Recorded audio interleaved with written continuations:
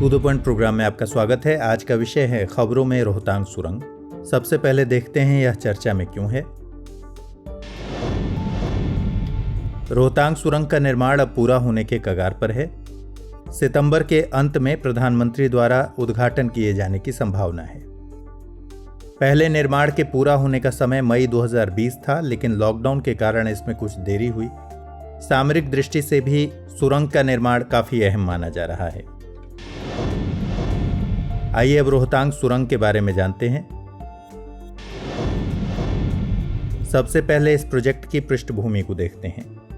1990 में इस प्रोजेक्ट पर अध्ययन की शुरुआत हुई।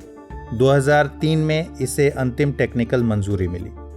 2005 में कैबिनेट कमेटी ऑन सिक्योरिटी द्वारा मंजूरी दी गई।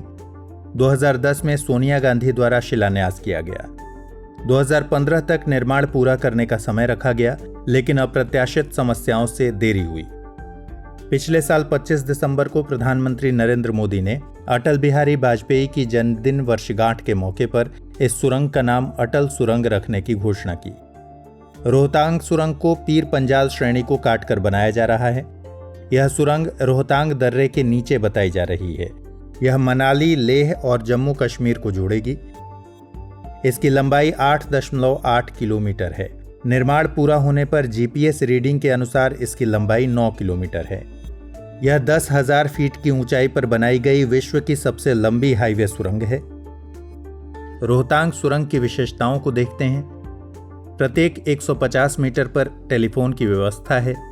प्रत्येक 60 मीटर पर फायर हाइड्रेंट लगे हैं। प्रत्येक 500 मीटर पर इमरजेंसी एग्जिट है। प्रत्येक 1 किलोमीटर पर एयर क्वालिटी मॉनिटरिंग है। साथ ही इसमें ब्रॉडकास्टिंग सिस्टम लगा है। प्रत्येक 250 मीटर पर सीसीटीवी के साथ ऑटोमेटिक इंसिडेंट डिटेक्शन सिस्टम लगा है। इस प्रोजेक्ट को प्रधानमंत्री कार्यालय द्वारा मॉनिटर किया जा रहा है। सुरंग के रणनीतिक महत्व के बारे में बात करें तो रोहतांग सुरंग से मनाली और लेह के बीच की दूरी कम होगी, जिससे करोड़ों रुपए का ट्रांसपोर्ट खर्च बचेगा। लद्दाख में तैनात सैनिकों को लगभग ऑल वेदर कनेक्टिविटी उपलब्ध होगी। अब सैनिक अत्यंत ठंड के मौसम में भी इस सुरंग के जरिए रोहतांग दर्रे को पार कर सकते हैं।